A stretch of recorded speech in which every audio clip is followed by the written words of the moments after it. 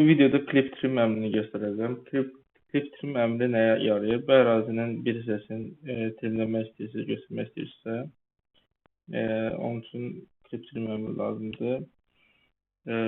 İlk öncə ərazi blok şəklində olmalıdır. Trimləyəcəyiniz ərazi blok şəklində olmalıdır. Blokladıq. Sonra çevrə şəkilli bir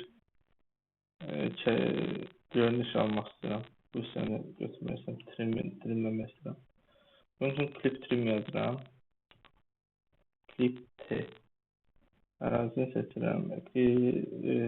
Sərhədi seçirəm, hansı ki, trimləmək istədiyim sərhəd. Sonra bloku seçirəm.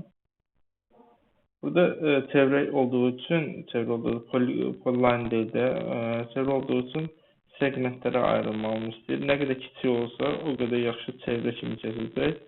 Yazdığınız rəqəm böyük olarsa, yəni bir bazı qıraqlara sıxıntı ola bilər. Ona görə mən bunu 10.000-1 yazacağam. 10.000-1 yazdım. Nə qədər çox yazdığınız rəqəmi, o qədər trimləmək üçün əziyyət edəcək. Çox keyiflidir.